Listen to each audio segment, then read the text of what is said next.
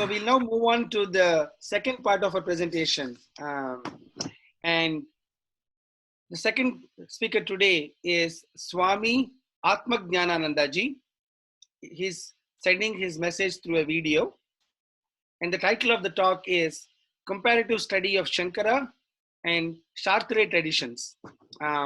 So, brief background about Swami Atmajnanananda from the Vedantic Center of Washington, D.C. Swami Atmajnanananda, born Stuart Elkman, is a Swami monk of the Ramakrishna order, which he joined in 1981. He earned his BA in philosophy from Northwestern University and a PhD in Indian philosophy from University of Pennsylvania. He joined the Ramakrishna order in 1981 at the Vedanta Society of Southern California, took first vows of brahmacharya in India in 1992 and sannyasa in 1996, and then transferred to the Vedanta Center of Greater Washington, D.C. in 1997.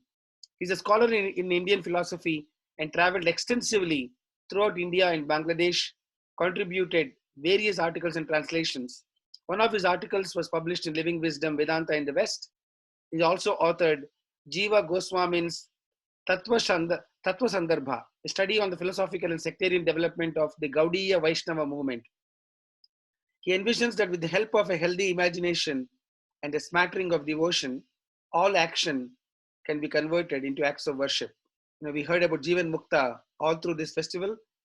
All activities can be spiritualized until the line of demarcation between the sacred and secular, spiritual practice and worldly duties begin to gradually melt away.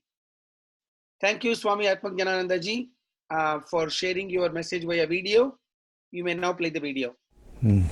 Hello, everyone.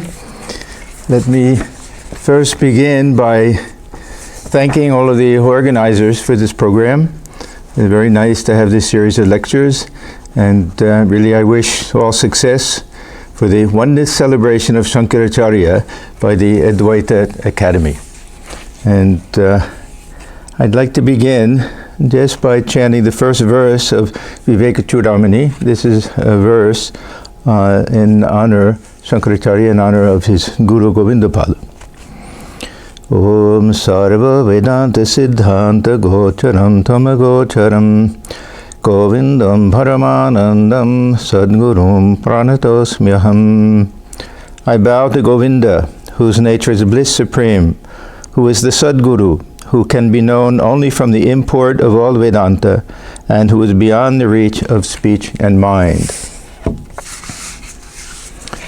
My topic today is consciousness, ego, and self in two different traditions. The Vedanta tradition, of course, is Advaita, whose main proponent and architect is Shankaracharya, and also the phenomenological existential tradition, mostly through the teachings of the great French existentialist Jean-Paul Sartre. So I want to talk a little bit about the role of consciousness as the source of self-awareness, and the self-awareness that we know as ego sense, and try to explain how this sense of I, sense of ego, emerges out of consciousness as it's taught in these two different traditions.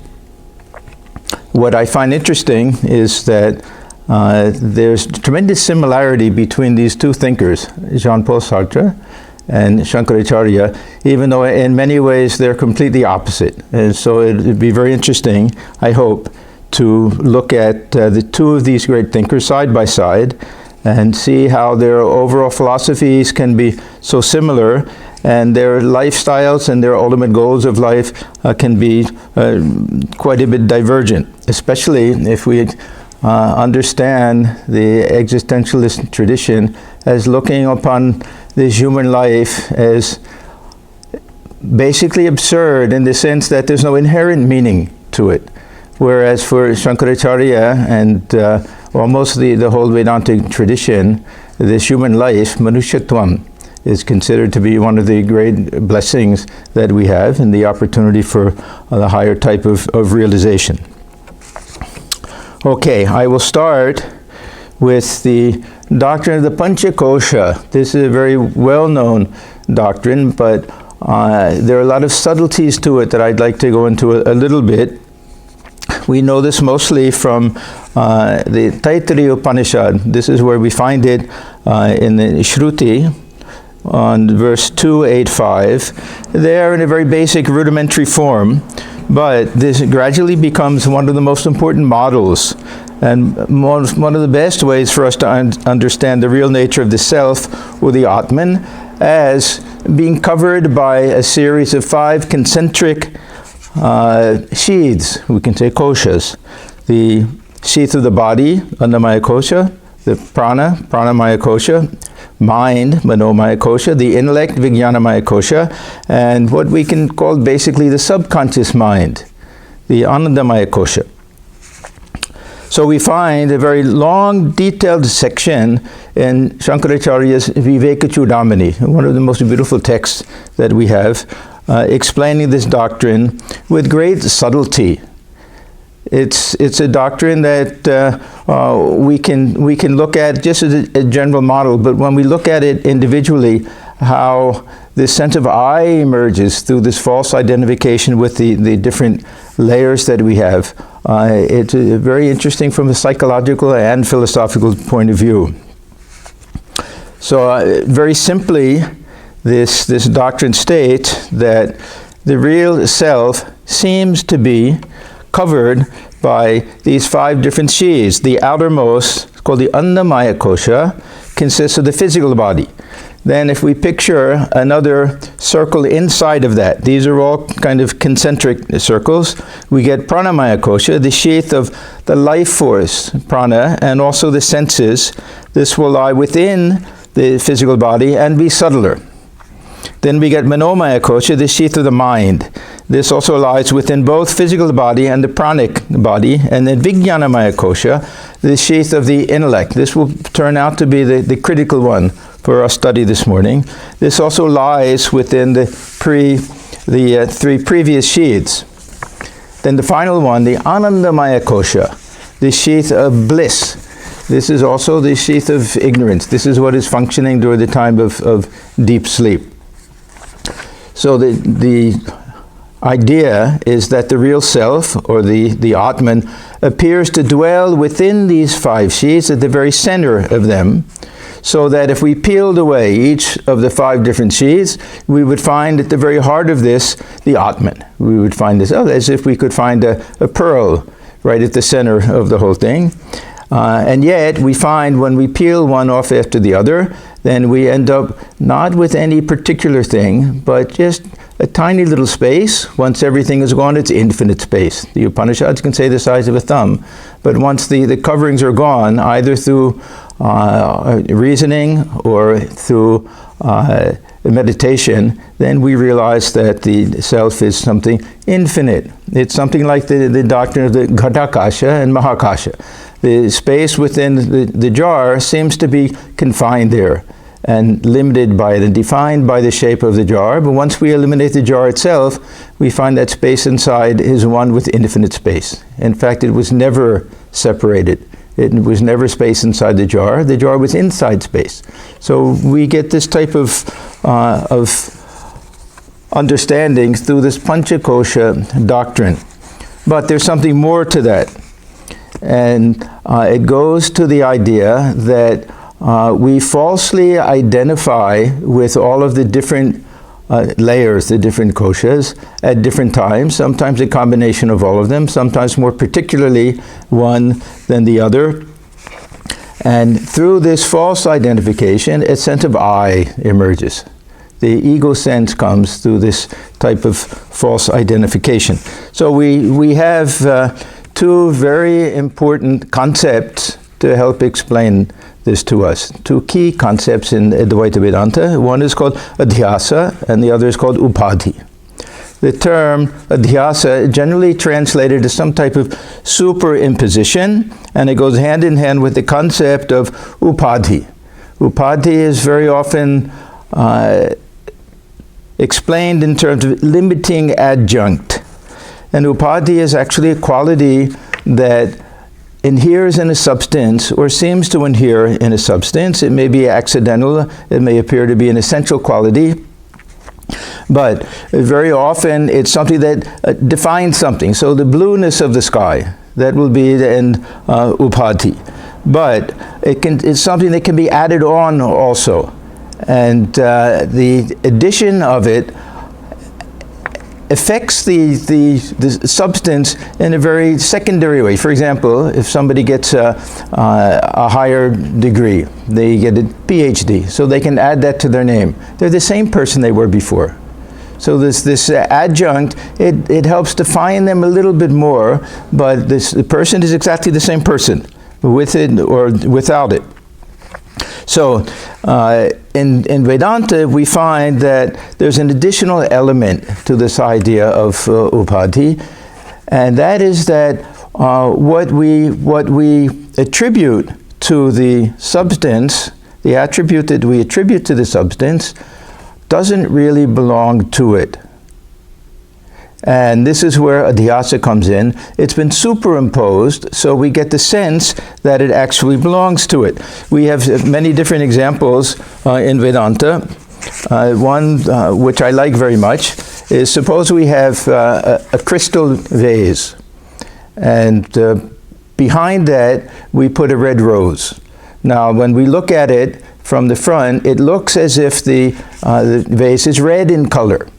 So the redness now, which really belongs to the rose, has entered into the vase. It's become an upadhi. So we think we're seeing a red vase. Now, when we remove the rose, we find that the redness never really entered into the vase. Otherwise, it would remain red. It's not like dropping red dye in water, and it actually changes the color. It's a temporary thing. And once we remove the rose, we find that it's a crystal, it's clear glass, as it was before, and then we understand that even when it appeared to be red, that it was colorless at that time. So this is an example of the upadhi of redness being superimposed on the vase, which has no color whatsoever. Now there's a second feature we find in Advaita Vedanta, and that is that this works in two different ways, so that the attribute of one thing is superimposed on the other, and the attributes of the other thing are superimposed on the first thing. We have a nice example in Shankaracharya's Atmabodha. He gives the example of looking at night at the moon with clouds covering it. And we sometimes see that it looks as if the moon is traveling through the clouds. Now, what is actually happening, at least from a relative point of view, is that the moon is stationary. It's the clouds that are moving. But we attribute motion to the clouds, motion to the moon, which belongs to the clouds, and we attribute non-motion to the clouds, which actually belongs to the moon. Or if you've ever been on a train, and you're stationary, but the train next to you goes forward, you have the feeling you've gone backwards. The motion that belongs to the other train, you attribute to your train.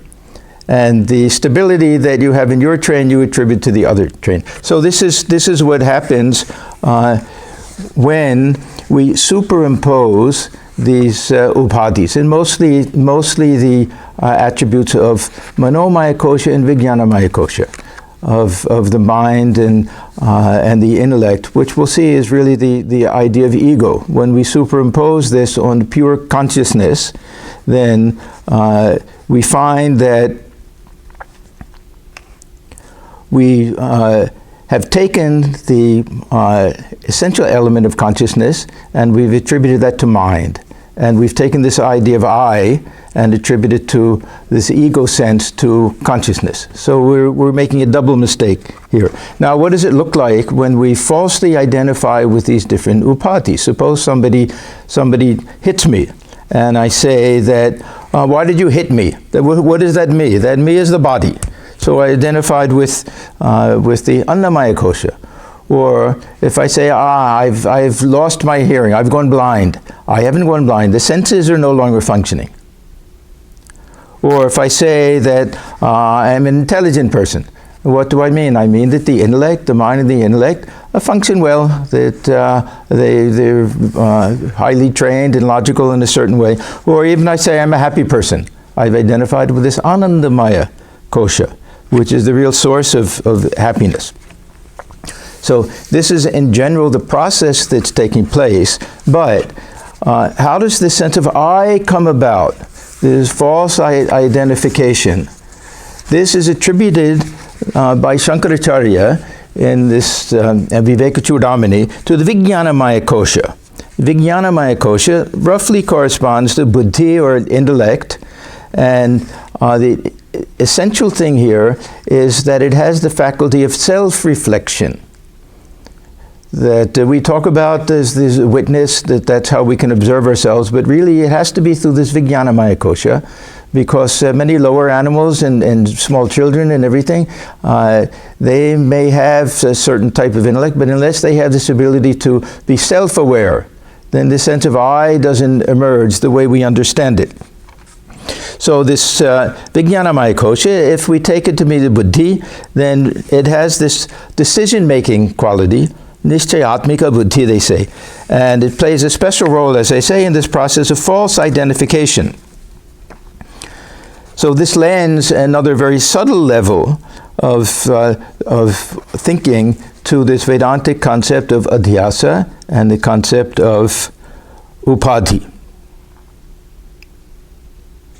One thing we'll notice is that this concept of ahankara, of I, of ego, is quite different from what we find in the Sankhya philosophy. In the Sankhya philosophy, ahankara is one of the the 4 elements that combine to form what's called the antakarana, the inner organ. So just as we can talk about manas and buddhi and chitta, the chitta will be memory. Sometimes we can take it as mind stuff, the subtle material of mind, and then the faculty of understanding things and the faculty of making decisions. And then they say ahankara also will belong to this. So it's a kind of a structure. It's something within consciousness that belongs to it. Even it belongs to the mind, but it's something that has a certain type of stability to it and the reality to it that we'll see doesn't really fit in with the Vedantic, Advaita Vedantic idea of all of this. So the Sankhya system will present a different type of model for our understanding of that, but the distinction that is made in Advaita Vedanta, and we'll see also in the existential phenomenological system of Sartre, will put the sense of I, this ego sense, clearly on the side of the object and not on the side of the subject. So anyhow, we'll get to all of this. I want to read one verse, which is one of the best ways. This is really the verse that helps define and give us an understanding of what Shankaracharya means by the Vijnanamaya kosha. Anadi kaloyam aham swabhavo jiva samasta vyavahara vodha karoti karmanyapi purvavasana punyanya punyani chatat phalani. This Vijnanamaya kosha, without beginning, is of the nature of I, aham swabhava. So this I-ness is clearly placed within this Vijnanamaya kosha, this sense of I. It is the jiva. So we usually the jiva will say to the individual, who is the individual? For a human individual, the jiva, this Vijnanamaya kosha becomes the essential thing. Of course, we understand the jiva will have a body and mind and senses and everything else, but the sense of personhood will clearly be identified with this Vijnanamaya kosha. Then it says it performs all actions on account of desires from previous births, both good and bad, and reaps the fruits of those actions. These are all qualities of the jiva. The jiva performs action, thinks of himself as an agent, he accumulates karma, all of these things. So we see here clearly, Vijnanamaya kosha is identified with the jiva itself, which cannot exist as a jiva without this I consciousness, this ego sense. So our sense of being an individual person is accounted for by the sheath of the intellect, or by our false identification with the intellect. in combination with everything else also. So the real nature or swabhava of the Vijnanamaya kosha is essentially the sense of I, this ahankara. Then in verse 189, Shankaracharya specifically connects this feeling of agency. What does it mean to be an ego? I do things and I enjoy things. These are the two things. So it says this feeling of being an agent, karta, and enjoyer, bhokta, that these are identified with this Vijnanamaya kosha. So ultimately, the sense of I or ego will be explained in terms of the light of consciousness that has to be there, but illuminating, shining through, functioning through the Vijnanamaya kosha, allowing it to falsely identify with all of the sheaths. So my sense of I is also very much tied in with my body and senses and everything else. Now, why does this happen? Shankaracharya gives a very beautiful, simple answer that doesn't help us very much, but it may be the best answer. He says, Bhranti. It's an error. It's a mistake. We've falsely identified. The Kathopanishad will help explain from our very birth the senses are going outward, and we don't see that innermost self. It's a very natural type of thing that takes place. So what does this all mean? The important part of all this is that this ego, the ahankara, is essentially something insubstantial, the result of ignorance, a false superimposition of certain ideas we have about ourselves. In fact, that's all that it is. The ego is whatever we think we are, that conception we have of ourselves. This is what we call the ego. It may be good, it may be bad, it may be very healthy, it may be very, very fragile, all sorts of different things, and it may change, a very fluid type of thing. And this is all falsely superimposed on the real self, which is the Atman, which is one with the Brahman, which is pure consciousness, which is changing, which is the essence of joy and bliss. And the real goal is for us to realize ourselves as that Atman. Now, there are many interesting ramifications of this idea. One, we see the very fluid nature of this sense of I, and we also see how it develops. We shouldn't think that we're born with all of these fully developed five koshas. We know the body is not developed. And at some point, this Vijnanamaya kosha emerges. A very small child, we can see in a very small child, there's no ego sense. They don't have a sense of themselves, even as separate from the mother, because the Vijnanamaya kosha hasn't developed to that point yet. So we see how everything is a process that's taking place, that this development of all the different koshas is taking place. And it's only when this Vijnanamaya kosha gets developed to a certain extent that the sense of I emerges. And these child psychologists, they can very clearly see different stages of childhood when this feeling of being a separate individual is a very positive thing, and it is also gets us in a lot of trouble because of the ignorance of it. But this is all clearly set forth, maybe not explicitly, but we can see it as the follow-through of this doctrine of Vijnanamaya kosha. So we can even see in the animal kingdom, there can be animals that have a highly developed sense of smell and taste and hearing, and their mind is able to discriminate all these different senses so that they know when the other animals are present, they can hear things we can hear. So the mind and the senses are highly developed, but they have no sense of themselves as an individual, no self-awareness. That means this Vijnanamaya kosha is either not present or is not very much developed. If an animal can develop, it can also have a sense of I. There's some evidence that chimpanzees and apes, they can look at themselves in a mirror and have some sense. Perhaps Vijnanamaya kosha is slightly developed in them. Now I want to switch to the Western idea of the self, because this has been one of the great themes in Western philosophy, and we'll find very similar to Vedanta that they'll try to make a very clear and strong distinction between subject and object. And where we draw that line of demarcation between subject and object becomes a very critical factor. In Advaita Vedanta, it is very clear that the subject is a pure subject. There's no ego in it. There's ahankara, is something superimposed upon it. So it's something very pure. Now, and we see that in another work of Shankaracharya, Dirigdrisha Viveka, where everything that can be an object of consciousness has to be separate from consciousness. It cannot be the subject. The great theme of the Upanishads is that the subject can never be objectified. The knower can never be known. It always remains behind as the ultimate knower.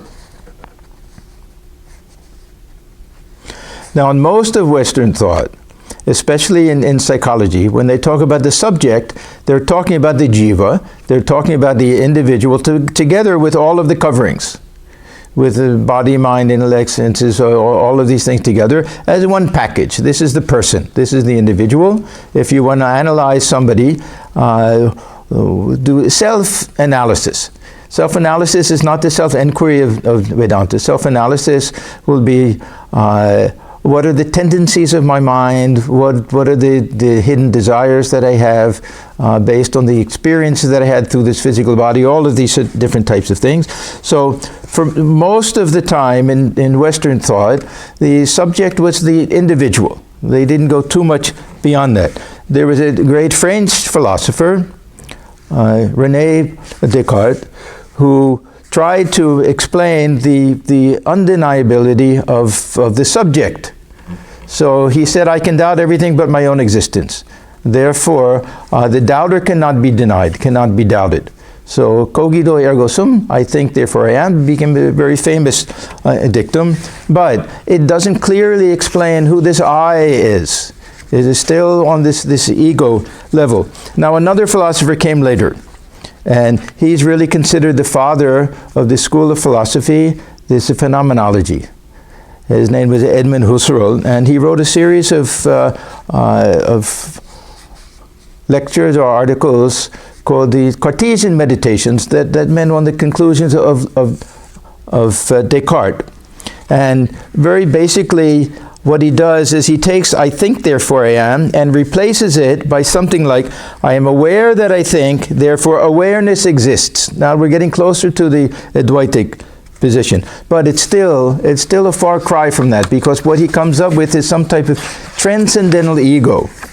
So it doesn't have all of the particulars of the empirical ego, but it's still a type of I that we can't go beyond for him. Now we come to Jean-Paul Sartre. He, to me, was the clearest thinker with regard to these ideas of self and ego and consciousness. A great French existentialist. Two things I appreciate very much. One is how radical his thinking was, because now he's going to say that whatever ego sense we have, we're going to put that on the side of the object, similar to what Advaita Vedanta does. And the second thing is how similar it is to Advaita Vedanta. So he writes, if something can be an object of consciousness, and we'll see, it sounds exactly like Shankaracharya. If something can be an object of consciousness, it must be distinct from consciousness, even outside of consciousness. So for Sartre, then consciousness becomes something perfectly empty and perfectly pure. His great work is called Being and Nothingness. Being refers to this asat, to this physical universe. It refers to everything other than consciousness, and consciousness is described as nothingness. He's looking at the shunyata aspect of it, that it's completely empty, like a clear breeze flowing towards objects. He has many beautiful images that he gives us. A point in space with no extension. So his concept of consciousness doesn't allow room even for this transcendental ego that we saw in Husserl and other phenomenologists. So that means that for Sartre, consciousness is essentially impersonal. If there's no ego in it, there's no personality to it. It's impersonal. All sense of personality comes from this false identification with these other coverings that we have. There's a very nice small treatise that Sartre wrote. I remember when I first read it, I was so thrilled.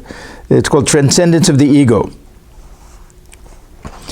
I want to just read the very beginning. For most philosophers, the ego is an inhabitant of consciousness. Some affirm its formal presence in the heart of Erlebnis, this experience, as an empty principle of unification. Others, psychologists for the most part, claim to discover its material presence as the center of desires and acts in each moment of our psychic life. We would like to show here that the ego is neither formally nor materially in consciousness. It is outside in the world. It is a being of the world like the ego of another. Now, when we first read this, it may sound a little strange. We are so intimately connected with our ego. We know ourselves in a very personal way. We know everyone else's ego in a very secondary way, through their behavior, through their speech, through their actions and everything. But the point that Sartre is trying to make is that ego is basically an idea. It's presented to the mind. Even a perception is something presented to the mind through the senses. Everything is coming through the mind, either directly or through the senses, and being presented to consciousness, and as such is an object for consciousness. And like any other object, be it cognitive or perceptive, it has to be outside of consciousness. Consciousness is free from it. Consciousness is not tainted by it. It doesn't belong to consciousness. So we find that Sartre, how does he explain ego? He also has this concept of adhyasa. He doesn't use the term, of course, but it involves this false identification with the ego sense. And now we understand it's not a real thing, but this feeling of I-ness.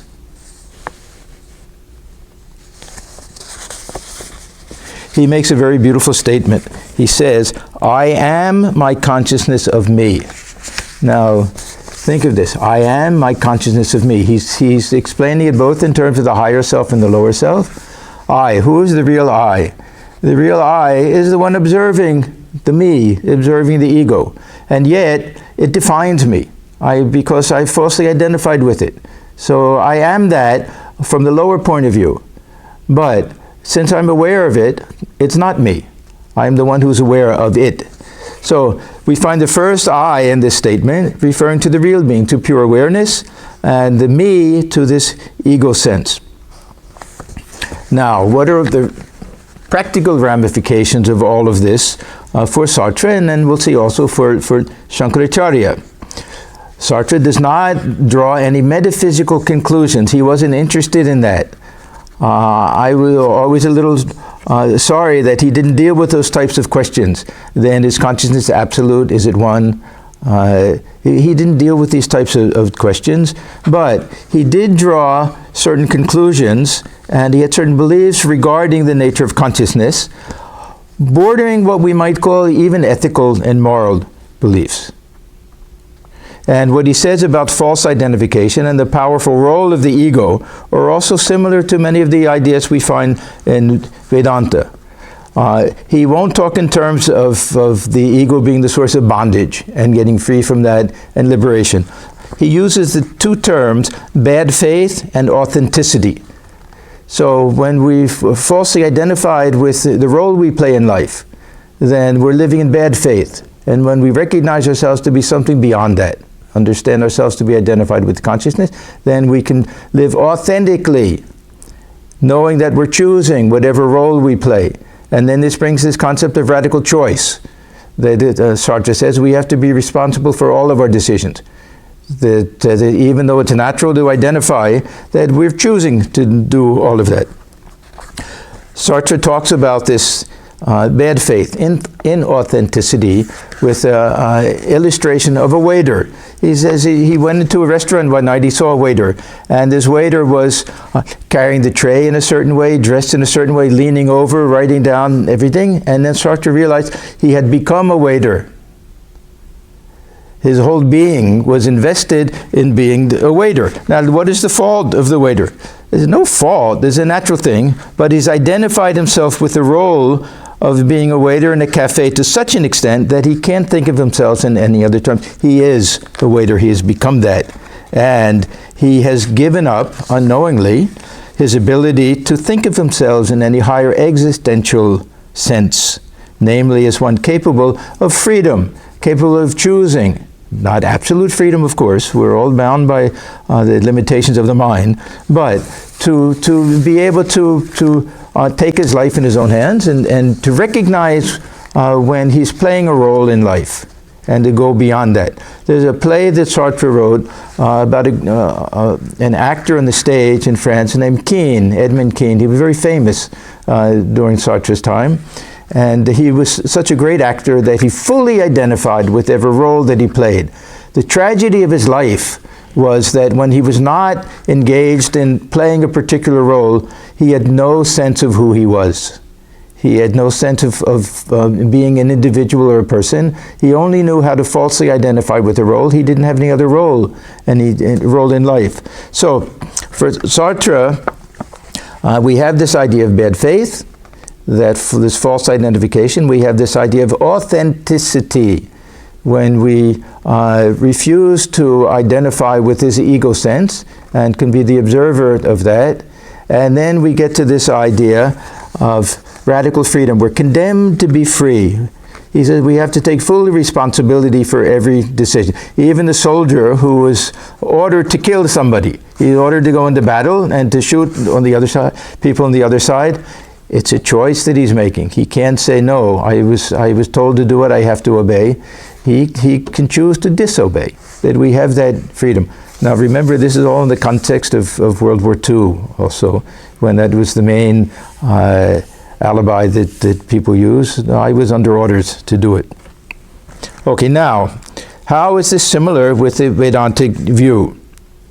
For Vedanta, of course, we also want to disidentify with the different sheaths, and this transformation that takes place is something more than authenticity and accepting responsibility in life. It's a very radical transformation when we understand ourselves to be the self, the real self.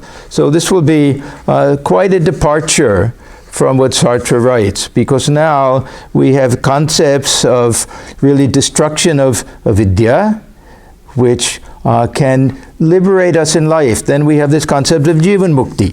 In this very lifetime we live as completely liberated, free souls, and enjoying the bliss of Brahman. A very, very radical type of change takes place.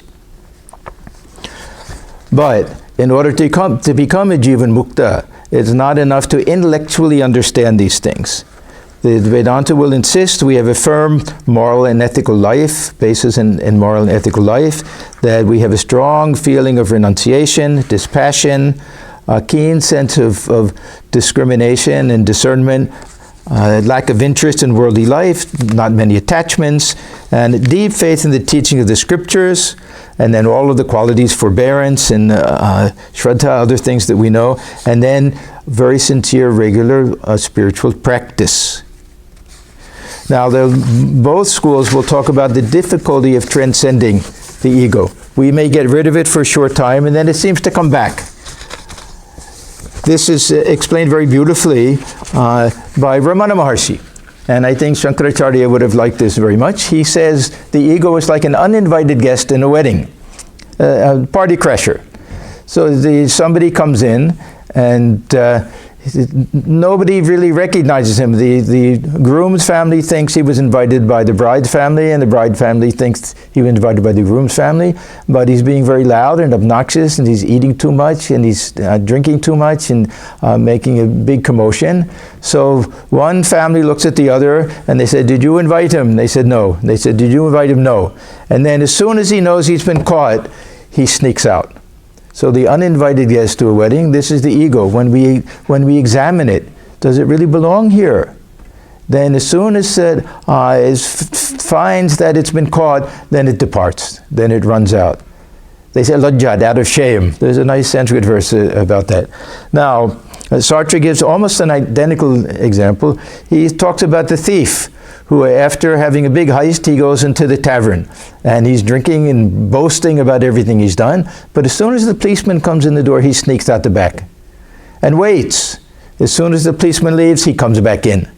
So this is the nature of the I that is very hard to get rid of this. This is why the devotional schools, this is a little bit off topic, but the devotional schools will utilize this sense of I, and with this idea of forming a relationship with God. Another way to get beyond it. But getting rid of this sense of I, this ego. The ego is the main barrier to higher type of illumination.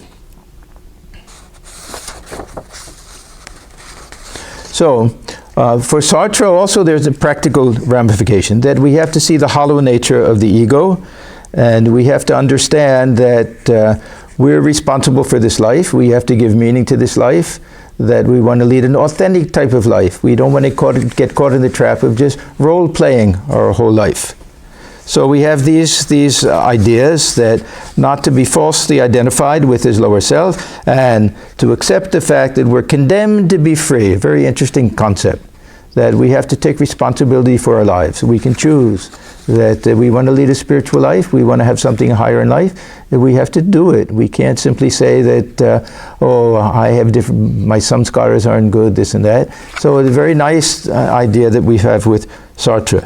Now in the Vedantic system, we have the same type of self-analysis and everything, but the Vichara Marga. But this has even greater significance, because once we've stripped away all of these different coverings, either we do it by reasoning, or we sit for deep meditation and we eliminate this body consciousness, and we make the senses functionless, and we make the mind quiet. If the mind is quiet, the intellect is also quiet. We do that one by one, then we get to that center. We find that center, and we realize that that center is unlimited, that it's infinite, that it's impersonal, that it's indistinguishable from everything we've thought defined Brahman. So then we get this I am Atma Brahman. We get this oneness of the higher self or the Brahman and the real self within.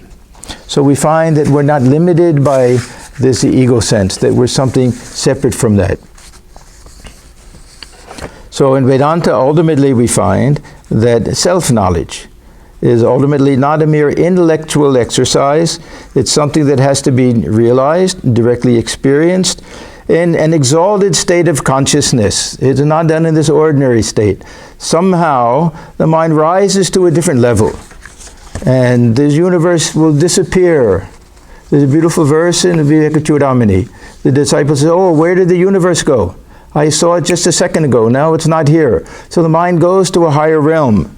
And in this state of awareness, some tremendous transformation takes place. The iron has touched the philosopher's stone, it's turned to gold.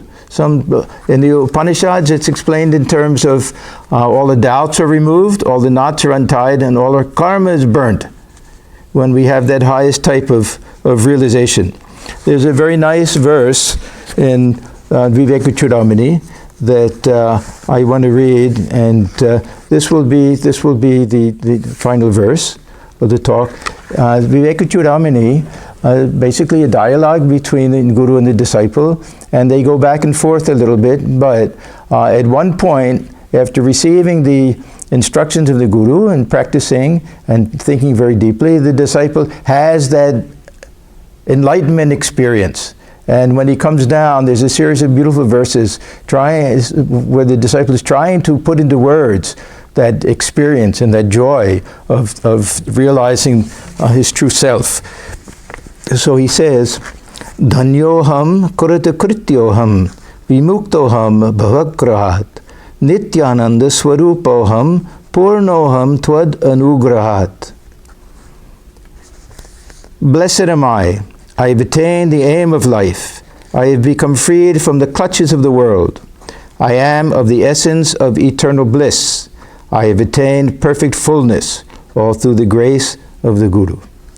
So I thank everyone for the very nice opportunity to discuss some of these ideas. We don't often think to to put these two philosophers side by side. Existentialism has a bit of a bad reputation because it's too much identified with atheism, which is a shame, because some of the thought of these great thinkers is very much in line with what we find in Vedanta. So, namaskar.